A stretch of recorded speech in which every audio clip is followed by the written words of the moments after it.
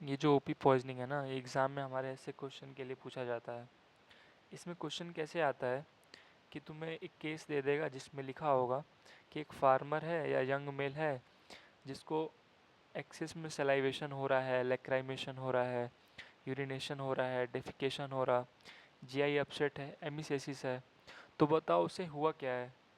और इसके अलावा भी उसे miosis, bradycardia, sweating, vesiculation, weakness, conversion हो रहा। तो पहले तो तुम्हें ये सिम्टम्स याद करने के लिए ये निमोनिक्स याद कर सकते हो। स्लज, स्लज मतलब S for salivation, L for lacrimation, U for urination, D for defecation, E for emesis.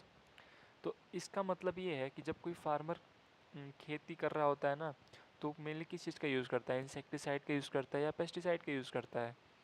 तो अगर वो इंसेक्टिसाइड और पेस्टिसाइड का यूज़ करता है तो उसमें क्या होता है, ऑर्गेनोफॉस्फेरस कंपाउंड होता है। वो ऑर्गेनोफॉस्फेरस कंपाउंड क्या करता है, अगर वो किसी भी थ्रू वो इनहेल कर लेता है तो उसके अंदर ये सिम्टम्स देखने को मिलते हैं।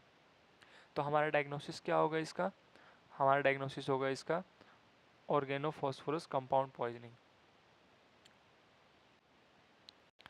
इसका मैकेनिज़्म क्या है कि ये मतलब हमारे को अंदर इफ़ेक्ट कैसे करता है। तो ये देखिए,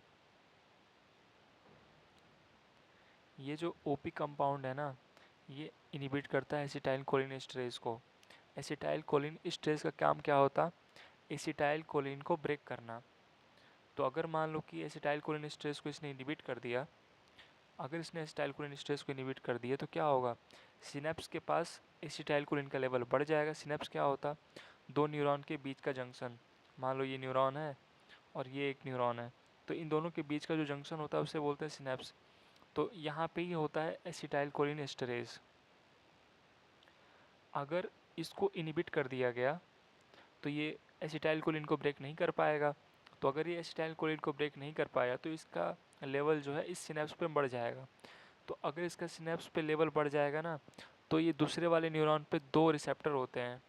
एक होता है मस्करेनिक रिसेप्टर और एक होता है निकोटेनिक रिसेप्टर। तो ये दोनों ही रिसेप्टर पे बाइंड करेगा और बाइंड कराने के बाद उस रिसेप्टर के जो इफ़ेक्ट्स होते हैं उसको शो करेगा।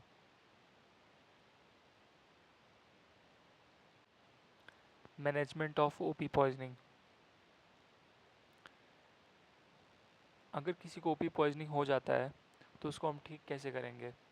तो मेनली जो इसमें ड्रग यूज़ किए जाते हैं इसके ट्रीटमेंट में वो है एट्रोपिन, प्रेलिडोक्साइम, डायज़ेपाम और उसके अलावा सपोर्टिव ऑक्सीजन, आईवी फ्लूइड और वेंटिलेटरी सपोर्ट।